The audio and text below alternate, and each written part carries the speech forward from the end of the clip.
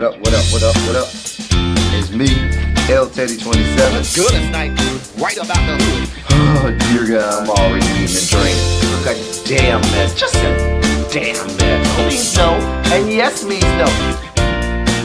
Candace gives me broke bitch tendencies, okay? What up, what up, what up, what up, what up? What's good? What's up, people? It's me, L Teddy 27. Y'all know who I am. I'm back. Yes, I'm back.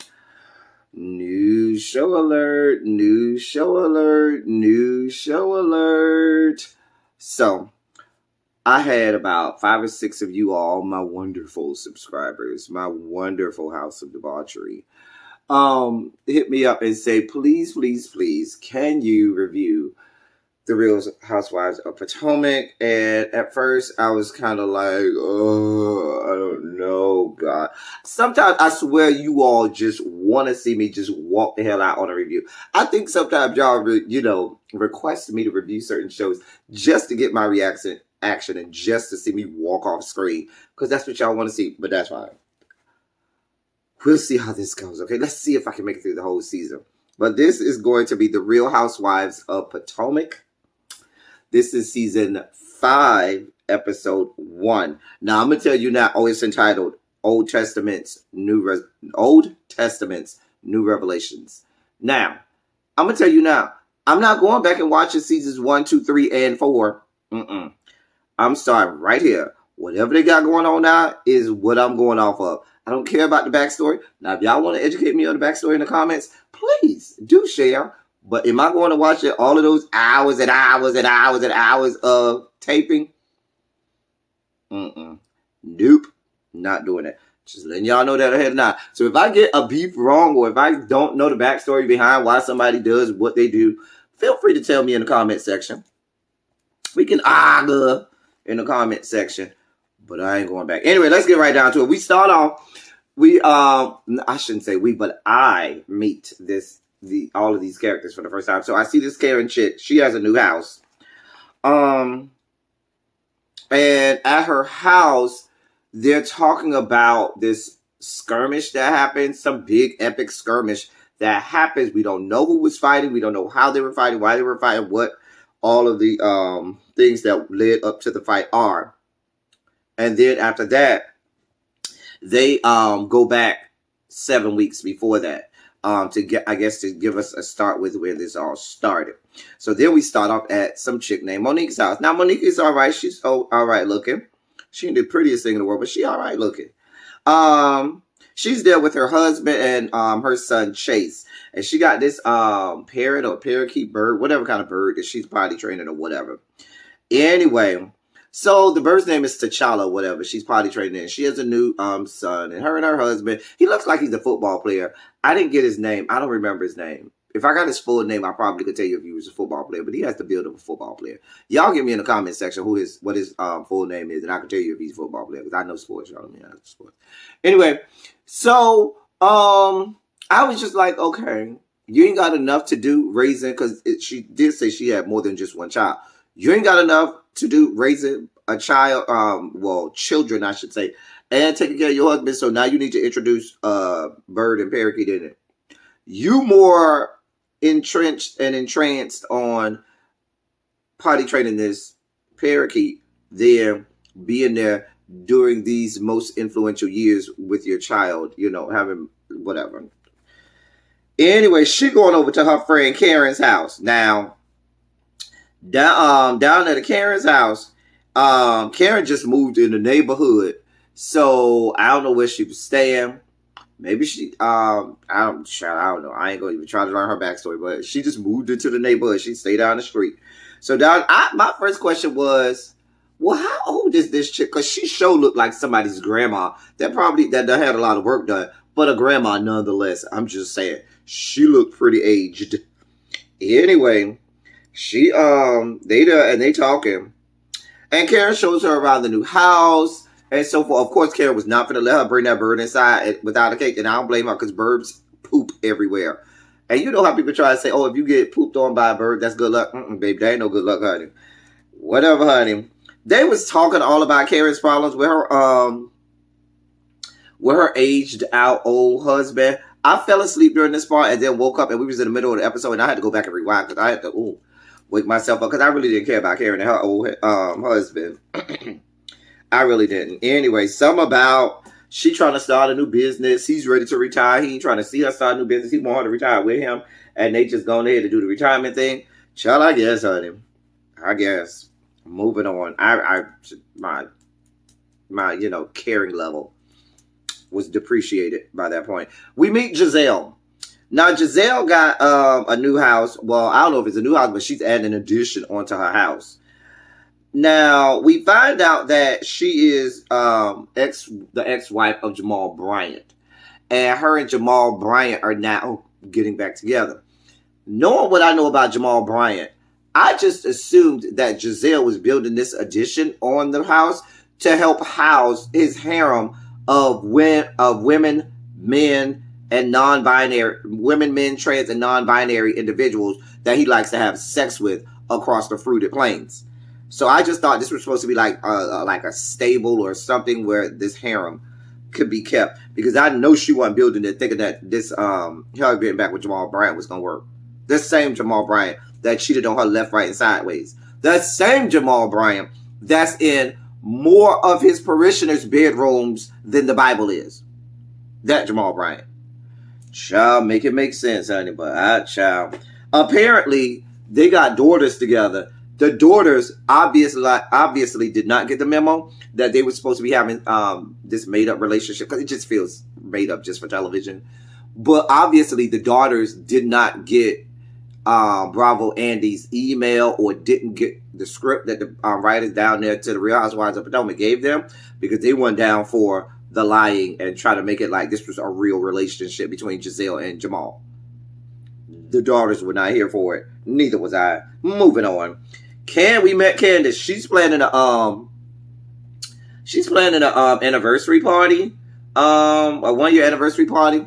Now, I don't know Candace from O'Cannon Pay, but the first time I saw her, my spidey senses kind of said, ooh, I don't know about her. Like, I immediately said, I don't know if I'm going to like her. It was something about her that didn't mesh well with my spirit. It just did not mesh well with my spirit. But I was like, let me give her a chance. I don't know her. I'm just going to give it a chance. But immediately from the first sentence she said, I don't even remember what it was, but I immediately said, ooh, I don't like her. She's not an ugly girl. She's a pretty girl, but she looked like the kind of pretty girl that you want to drag up and down the parking lot, honey. I'm just saying. She gave me that, honey.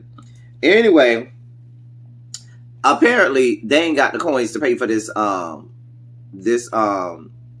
engagement. I'm not engagement party. This anniversary party. And then she claims she'll want to ask her mama for it. Child, but what about your husband? You asking your mama? Don't you have a whole ass husband? Like, child. Moving on. Ashley, I met, and she's pumping her titties with trying to get breast milk out because she has a newborn, and she's pumping her titties trying to get some breast milk out. Now, I can tell that she and her husband are expecting this baby to help them make their relationship stronger and all of that stuff. But I couldn't sense the feeling that they really don't. I felt like they didn't have a good bond. Like, I don't know these people from Atlanta, but I felt like there was not a good bond there. Like, they didn't mesh well together. Like, if you're expecting this baby to help y'all marriage, it's not gonna work, boo. It's not gonna work. I could see them not making it, but I could be wrong. I'm only one episode in, but I just don't. I don't buy their relationship. Her and her husband's relationship. I think that they're on the verge of splitting, and they thought this baby was gonna help it, and it's not. But whatever. I don't think they genuinely like each other. I then meet Robin. She's at home with her boys and her ex-husband. The boys start to complain that one of the boys started to complain, listen, can we get a bigger house like our old house? And so she sent him upstairs to talk to the ex-husband. Apparently, she's trying to get the ex-husband to marry her again. But she talks to him about getting a bigger house and tells him, listen, we can't get no bigger house until we get married again. And then he agrees. I almost felt like it was like a forced proposal. Like I was confused. I didn't know if he agreed to marry her. Because at first he was just saying, we need to build our relationship. Like, no, we just, she was like, no, we just need to get married. And so I was like, is this a forced engagement? Help me, please. Anyway, I ain't know, honey. That sounds like a recipe for disaster. Anyway, I then meet Candace, and oh no, I already met Candace. That's the whore who I told you I didn't care for. Anyway, up front, I don't even know her yet, but I just already don't care for her. She just rubbed me the wrong way from the first moment. You know, those first impressions. And first impressions are lasting. Anyway, Candace goes to the bakery to try out desserts for her anniversary party. Giselle comes. So Giselle talks all about Jamal Bryant being in Atlanta. Why for? Why sway?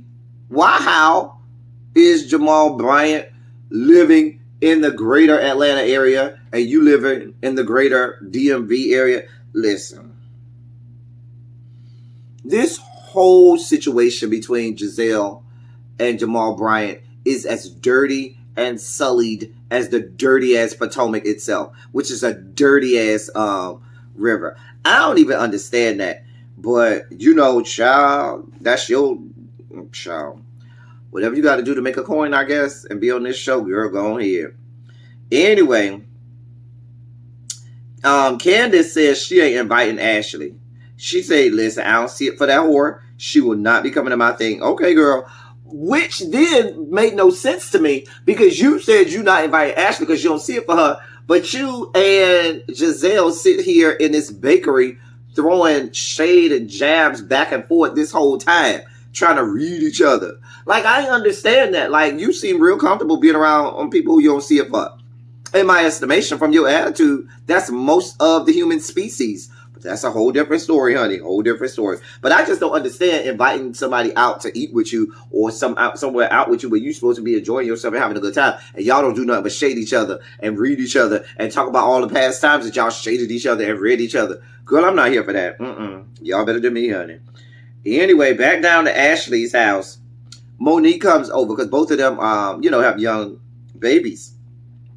And so they talk about the fact that Ashley and Candace don't see it for each other. And Candace ain't inviting her to the little anniversary party. And Ashley's like, girl, I wasn't going.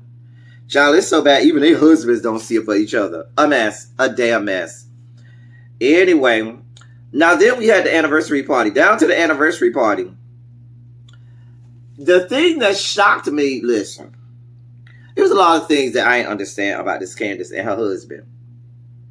How the fuck are you still trying to find a house, still trying to, collect aluminum and stuff like that to take down, to trade in for money, to try and, gather up enough money to buy yourself a house, but you throwing engagement parties, for thousands of dollars and stuff like that. How does that make sense? Like, how you gonna try to have an engagement party? How you gonna throw any event? I done thrown a lot of events in my life. The one thing you don't do to the people that's coming to your events is tell them cash bar. Because the bitch gonna look like, wait, what? Cash bar? You know what you gonna have? You gonna have a bunch of people that keep leaving and going to their car to go get some alcohol out of their car because that's what black people do. I ain't gonna keep going and paying. No. If you try to, real girls do real things, Candace. Real girls do real things. And if you're a real girl, baby, you're not having a cash bar. You are not having a cash bar. You are going to foot the bill and have an open bar. Hello, open bar. My broke ass even has open bar. When I have events, but child, that's a whole nother story. Baby, they don't even have enough cash to buy their house. They don't even have enough cash to buy their house or to even go mortgage their house.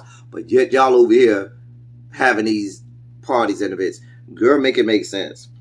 Anyway, let me move on. Giselle came. Candace got all in her feelings, took Giselle out to the balcony, wanted to talk to her about how they was going back and forth at the little bakery or whatever. And was like, well, I'm surprised you here and everything. Let me tell y'all something. Candace gives me broke bitch tendencies, okay? Listen.